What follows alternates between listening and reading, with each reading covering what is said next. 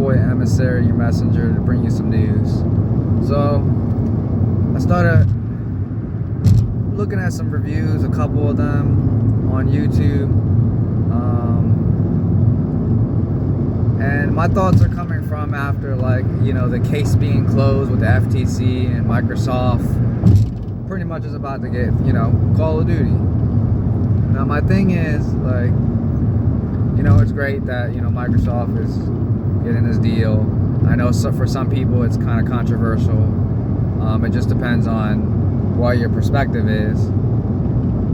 But I'm looking at these game reviews, and I'm looking at how Microsoft has all these games on Gamepass, and I see Exoprimal just released, and you know, you got guys like, you know, Dreamcast guy who doesn't like the game because he thinks the game is too repetitive and it needs more, you know, modes, and his opinion is pretty valid after the amount of hours he put into it so far. And then we got Maddie Play, who, you know, who's an Xbox player. So Dreamcast is a Sony player, Maddie, Xbox player. So I'm looking at both views to see perspective. And you know, we see that Exoprimal is free on Game Pass. So, you know, I'm looking at the comments on both channels, and you could see the difference in both communities.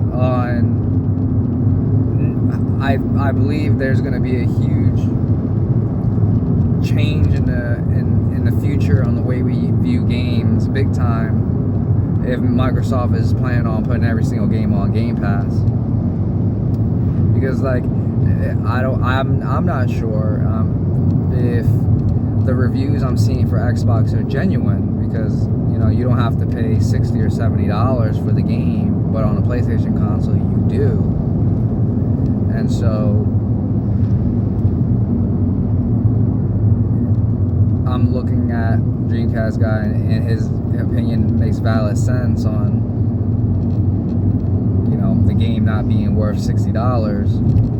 But you're looking at other comments saying, in the Xbox comments, saying that that the game is really fun, and it's fun with friends. And the funny thing is, they're saying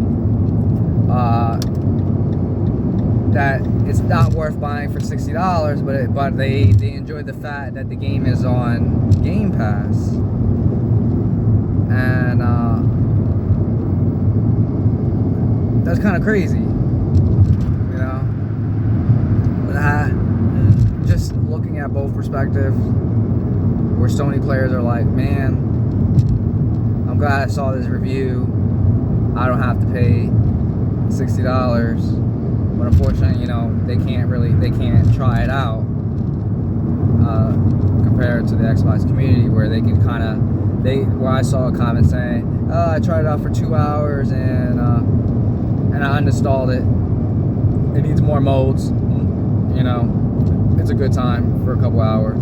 You know, the fact that they have that luxury, and only just makes me think on the future of gaming that are multi-plat. You know, I see a lot of, like, if they decide they want to do live services on both platforms, it's just best to make the live service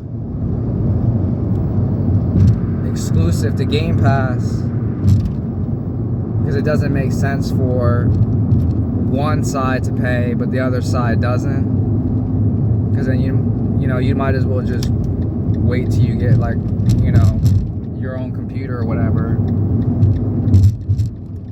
and, you know, and just playing on Game Pass on there if you don't want to get an Xbox console. So I see a lot of games dying. What a lot of online features, because of, you know, there's choices between either you can get the game for free or paying for the game. And I don't know if that's going to be really good for the industry.